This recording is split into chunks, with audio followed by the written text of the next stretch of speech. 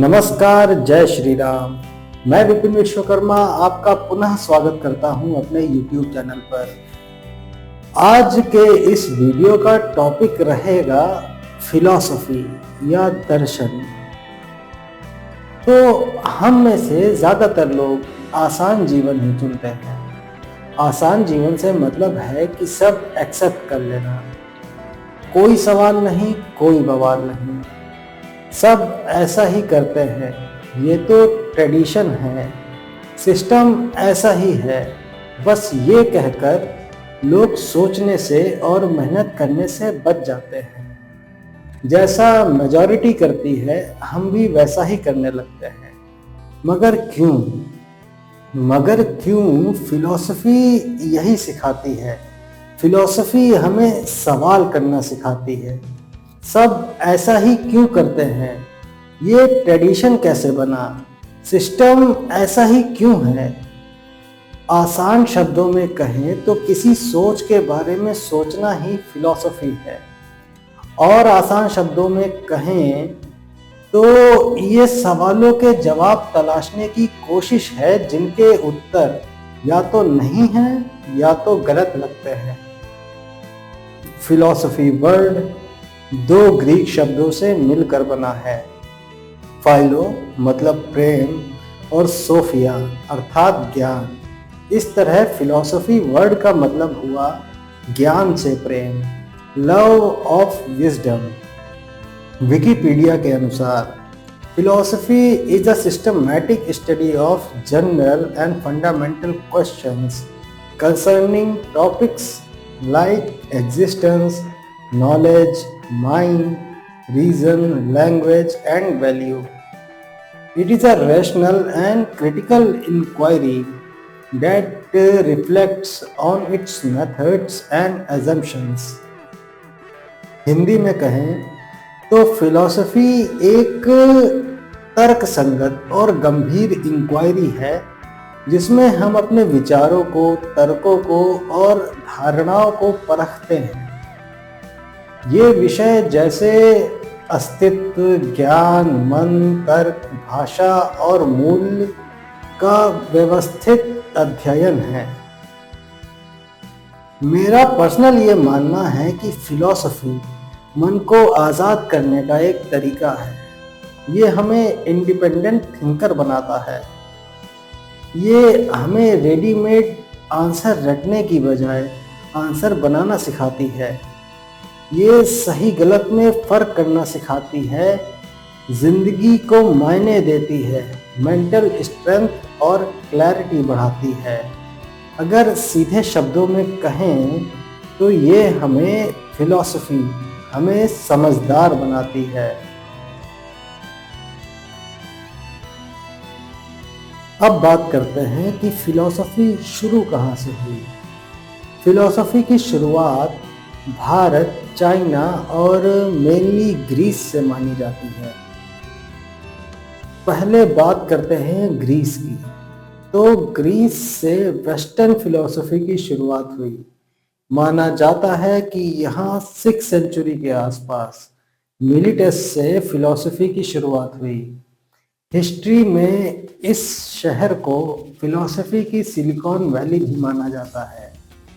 यहाँ 3 प्रमुख विचारक हुए, थेल्स, एनेक्सिमेंडर और एनेक्सिमेनीज। इन्होंने मिलकर फिलॉसफी की शुरुआत की। फिलॉसफी का पहला सवाल था कि हर चीज़ का मूल तत्व क्या है। इस सवाल का उत्तर तीनों ने अलग अलग दिया था। थेल्स ने कहा था कि वो तत्व पानी है। एनेक्सिमेंडर ने उसे एप्रियन कहा, जिसका अर्थ अनंत या असीमित होता है। वहीं एनेक्सिमेनीज ने उस तत्व को हवा बोला था। खैर, तो अब एक नज़र ग्रीस के मोस्ट पॉपुलर फिलोसोफर के ऊपर भी डाल लेते हैं, जिनका नाम सोक्रेट्स था। सोक्रेट्स या सुकरात। उनको वेस्टर्न फिलॉसफी का जनक भी माना जाता है। इन्होंने ही क्रिटिकल थिंकिंग को जन्म दिया। उनके प्रश्न उत्तर का तरीका आज तक मशहूर है। वो सामने वाले से लगातार प्रश्न पूछते थे ताकि वो अपने विचारों को तर्क से परख सके और सत्य तक पहुंच सके। जहां बाकी विचारक प्रकृति और तत्वों की बात करते थे, वहीं सुकरात ने एथिक्स पर प्रश्न उठाने शुरू कर दिए थे। प्रश्न जैसे कि अच्छा जीवन क्या है, न्याय और नीति क्या है, वगैरह वगैरह। इससे फिलॉसफी को नई दिशा मिली। उन्होंने फिलॉसफी को जीवन जीने की कला बनाया। सुकरात के शिष्य प्लेटो भी काफ़ी मशहूर हुए। उन्होंने रियलिटी और इल्यूजन के बारे में बताया। उनका मानना था कि सच्चा ज्ञान रीज़न से आता है, सेंसेस से नहीं। जो आँखों से दिखता है वो सिर्फ ओपिनियन है। उन्होंने सोल का कॉन्सेप्ट भी दिया था। उन्होंने कहा था कि आत्मा के 3 पार्ट्स होते हैं, रीज़न, स्पिरिट और डिज़ायर। एक अच्छा जीवन जीने के लिए सोल का बैलेंस्ड होना ज़रूरी है। उन्होंने पहली फिलॉसफी की एकेडमी की स्थापना भी की, जहां एरिस्टोटल ने भी पढ़ाई की थी। एरिस्टोटल भी काफ़ी मशहूर फिलोसोफर थे। उन्होंने लॉजिक, साइंस, एथिक्स जैसे विषयों में योगदान किया था। ग्रीस के बाद अब बात चाइना की करते हैं। यहाँ पर फिलॉसफी 6th सेंचुरी BCE में आई, जब जाऊ डायनेस्टी कमज़ोर पड़ने लगी थी। छोटे छोटे राज्य आपस में युद्ध कर रहे थे, नैतिकता और अनुशासन की हानि हो रही थी। तभी कुछ बुद्धिजीवियों ने प्रश्न उठाए कि समाज को व्यवस्थित कैसे किया जाए, जीवन को बेहतर कैसे बनाया जाए। यहीं से चाइनीज़ फिलॉसफी का जन्म हुआ। चाइनीज़ फिलॉसफी केवल सैद्धांतिक सोच नहीं, बल्कि व्यवहारिक समाधान के रूप में उभरी। चाइनीज़ फिलॉसफी धार्मिक कम और व्यवहारिक ज़्यादा थी। ये समाज, राज्य और नैतिक जीवन पर केंद्रित थी। इसका उद्देश्य एक शांत, व्यवस्थित और संतुलित समाज बनाना था। चलिए अब कुछ पॉपुलर चाइनीज़ फिलॉसफीज़ के बारे में बात करते हैं। सबसे पहले बात करते हैं कन्फ्यूशियनिज्म की। इसके संस्थापक कन्फ्यूशियस थे। इन्होंने अपने शिष्यों को एनालिटिक्स में अपनी फिलोसॉफिकल थ्योरीज दी। कन्फ्यूशियनिज्म ने शिक्षा को सामाजिक प्रगति का मूल बनाया, शासक को नैतिक और दयालु बनने के लिए प्रेरित किया और प्रजा के अंदर राजा के प्रति श्रद्धा और कर्तव्य भाव को उत्पन्न किया। हान डायनेस्टी में इसके विचारों को काफी बढ़ावा मिला। आज भी चाइना में इसका अध्ययन लीडरशिप, एथिक्स और सामाजिक समानता के लिए किया जाता है। फिर टाओइज्म विकसित हुआ। इसकी शुरुआत 6th सेंचुरी BCE में लाओजी के टाओ ते चिंग से जुड़ी है।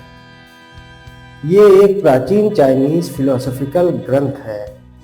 ये लोगों को प्रकृति के नियमों का पालन करने और प्रकृति के साथ कम से कम हस्तक्षेप करने के लिए प्रेरित करता है। ये हमें अपने प्राकृतिक स्वभाव के साथ जीवन जीना सिखाता है। इसका उद्देश्य प्रकृति और जीवन में समानता बनाना था। अब मोहिज्म को लेते हैं। ये फिलॉसफी मोजी द्वारा बनाई गई थी। इसका प्रमुख विचार सार्वभौमिक प्रेम मतलब सबसे समान प्रेम करना है। ये युद्ध विरोधी है। ये उपयोगिता और तर्क पर आधारित है। कहा जाता है कि ये फिलॉसफी कन्फ्यूशियनिज्म की विरोधी रही है। अब नियो कन्फ्यूशियनिज्म पर नज़र डाल लेते हैं। जब भारत से बौद्ध धर्म चाइना पहुंचा तब इसका विकास शुरू हुआ। इसने चाइनीज फिलॉसफी में मेटाफिजिक्स, कॉस्मोलॉजी और नैतिकता को एक साथ जोड़ा। आइए अब बात अपने भारत की करते हैं, अब बात अपने सनातन धर्म की करते हैं। लेकिन उससे पहले एक बार फिर से फिलॉसफी की डेफिनेशन पढ़ लेते हैं।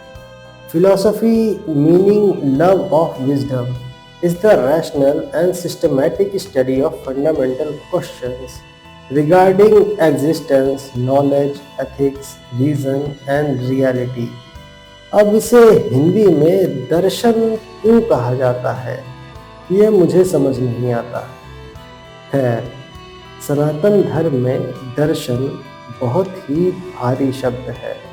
इसका अर्थ महज देखना नहीं होता, ना ही ये कोई बौद्धिक विचार है, बल्कि ये तो सत्य का प्रत्यक्ष अनुभव है। क्योंकि हम सनातनी केवल विचार या तर्क तक सीमित नहीं थे, बल्कि साक्षात्कार से सत्य का आकलन किया करते थे। हम अब ऐसे हो गए हैं। खैर, तो दर्शन, इसकी शुरुआत कहते हैं कि वेदों के साथ हुई, जो कि हिस्टोरियंस के हिसाब से आज से 4-4.5 हजार साल पहले लिखे गए थे। मगर भारत में इनका ज्ञान तो न जाने कब से बिखरा हुआ है। वैसे तो वेद अपौरुषेय है। खैर, इसीलिए भारत में दर्शन कब से शुरू हुआ ये कोई नहीं बता सकता, लेकिन हमें जो पढ़ाया गया है हम तो उसी को मानेंगे। जहाँ बाकी सारी फिलॉसफीज राजनीति, समाज और नैतिकता पर केंद्रित थी, वहीं भारतीय दर्शन का मूल प्रश्न था, मैं कौन हूँ। भारतीय दर्शन दूसरों को देखने से ज्यादा खुद को समझने पर जोर देता है, आत्मबोध पर जोर देता है, क्योंकि इसका लक्ष्य मोक्ष है, जीवन मरण से छुटकारा है। भारतीय दर्शन कर्म और धर्म पर आधारित है। कर्म का अर्थ केवल काम करना नहीं होता, इसमें भावना और उद्देश्य भी सम्मिलित होते हैं। श्री गीता जी में लिखा है, कर्मण्येवाधिकारस्ते मा फलेषु कदाचन। हमारा केवल अपने कर्मों पर अधिकार है, फल पर नहीं। एक फेमस श्लोक और है, धार्यति इति धर्मः, अर्थात जो धारण करने योग्य है वही धर्म है। अब इंसान के लिए आचरण ही धारण करने योग्य है। यहाँ धारण का तात्पर्य होल्ड करने से नहीं, बल्कि अडॉप्ट करने से है और सस्टेन करने से है। सही समय पर सही कर्म करना ही धर्म है। धर्म के जरिए भी हम मोक्ष तक पहुंच सकते हैं। सनातन धर्म का दर्शन बहुत ही बड़ा है। थोड़ा और जानने के लिए आप डिस्क्रिप्शन में दिए हुए लिंक पर जा सकते हैं। तो धर्म क्या है? धर्म वो आचरण है जो हमें संभाले रखते हैं, समाज को संतुलित रखते हैं और जो हमें सत्य की ओर ले जाते हैं। भारतीय दर्शन में धर्म को स्थिर नहीं रखा गया है। इसे परिस्थिति के हिसाब से बदला भी जा सकता है, जैसे श्री राम का धर्म और श्री कृष्ण का धर्म।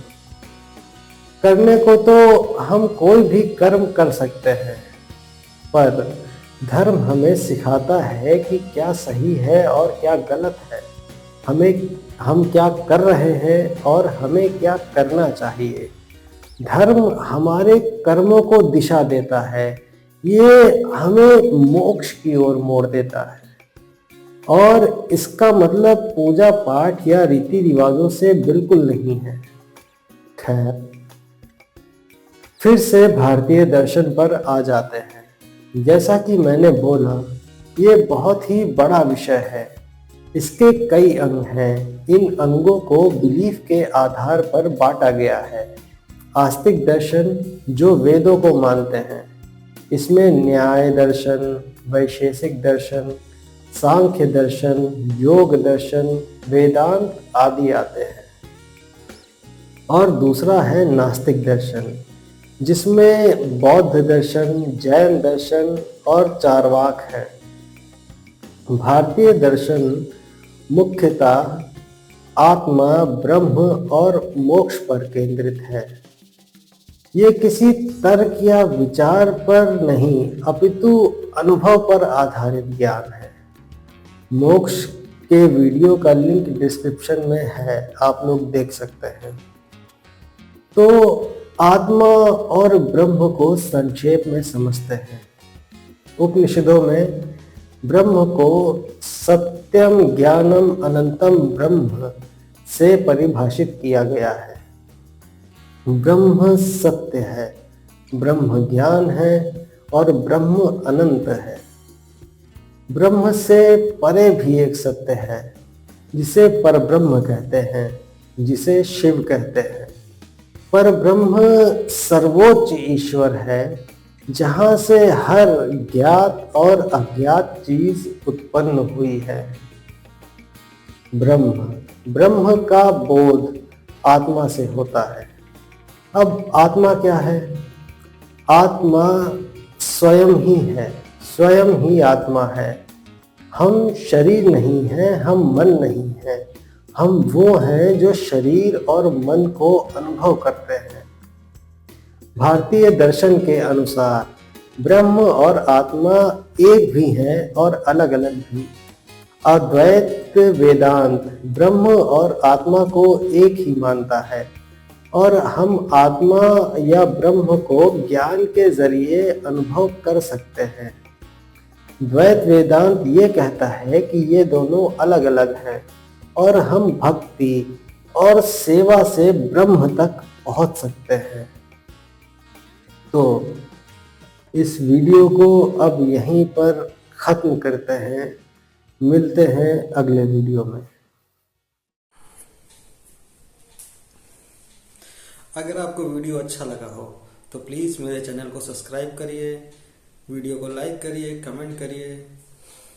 जिसका मन नहीं कर रहा है वो भी अगर सब्सक्राइब कर लेगा तो आगे मैं और इंटरेस्टिंग वीडियो दे पाऊँगा।